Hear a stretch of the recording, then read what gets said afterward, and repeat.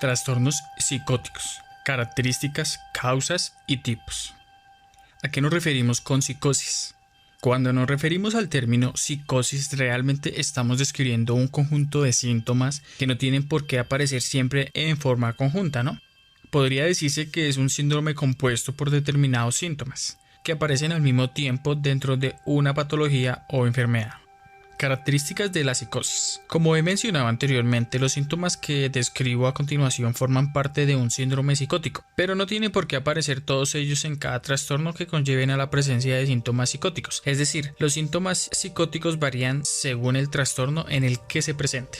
La principal característica de la psicosis es una desconexión con la realidad, de forma que el juicio de ésta se encuentra distorsionado debido a diferentes factores como la alteración del pensamiento y de la percepción. Cuando se da un conjunto de síntomas, lo normal es que haya un cambio en la personalidad del sujeto y un empeoramiento en la calidad de vida de la persona, un aislamiento social, bajo rendimiento escolar o laboral, comportamientos extraños, disminución de la higiene, intranquilidad, cambios de hábitos alimenticios, dificultad para seguir con una conversación y cosas así.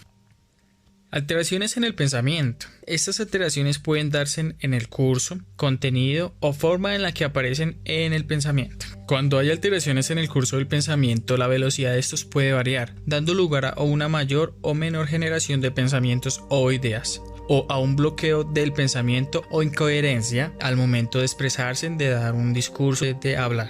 También pueden aparecer ciertos pensamientos perseverantes, obsesivos, ideas sobrevaloradas o delirios. No es extraño que se experimenten alteraciones en la experiencia del pensamiento. Las personas con un tratamiento psicótico pueden sentir que sus pensamientos son escuchados fuera de su cerebro y que todos pueden oír lo que piensas, que los pensamientos que uno experimenta no son propios, sino que se les ha introducido en la mente de alguna forma, que alguien les está robando los pensamientos, que los demás pueden leer sus pensamientos y cosas así por el estilo que realmente hacen sentir que no tenemos el control. Alteraciones de la percepción. Algo que produce el propio cerebro se percibe como una realidad y se está plenamente convencido de su existencia. Es decir, la psicosis puede causar unas alucinaciones de diferentes tipos, ya pueden ser auditivas, visuales, táctiles, gustativas, etcétera, etcétera, etcétera. Lenguajes desorganizados. En algunos trastornos psicóticos, como en la esquizofrenia, también pueden aparecer un lenguaje desorganizado o extraño, como el uso de neologismos o cambio en el uso del lenguaje, o dar unas respuestas que nada tienen que ver con lo que se le está preguntando. Afectividad y estado de ánimo. Asimismo, es frecuente las presencias de cambios en los estados de ánimo y en la afectividad. Haber una disminución de la reacción emocional, sensación de estar lleno de energía o de estar totalmente desgastado. Comportamiento extraño o desorganizado. También suelen haber cambios de comportamiento como el aislamiento social o comportamientos incongruentes con lo que requiere la situación, o como reír en un funeral, que son cosas que para la gente se puede catalogar como fuera de lo normal. Las alteraciones en los movimientos corporales también son frecuentes en los episodios psicóticos, como movimientos enlentecidos, estereotipados o automatizados, posturas extrañas, rigidez muscular o actividades motoras excesivas. Causa de la psicosis. Las enfermedades o trastornos que pueden cursar con un trastorno psicótico pueden aparecer por diferentes motivos. Por la intersección entre diferentes variables, biológicas, psicológicas, del entorno o hereditarias. Por el consumo de sustancias tóxicas, ilegales o legales, con el alcohol o determinados fármacos. Enfermedades que afectan al funcionamiento del cerebro, como el Parkinson, la epilepsia, la demencia o tumores cerebrales. Además, en algunos casos, la presencia de vulnerabilidad genética en interacción con el ambiente podría dar lugar a la aparición de un trastorno psicótico como la esquizofrenia, el trastorno delirante, el trastorno esquizoafectivo o un episodio psicótico breve. En algunos trastornos del estado de ánimo, como en el trastorno depresivo mayor o en el trastorno bipolar, también pueden aparecer un cuadro psicótico.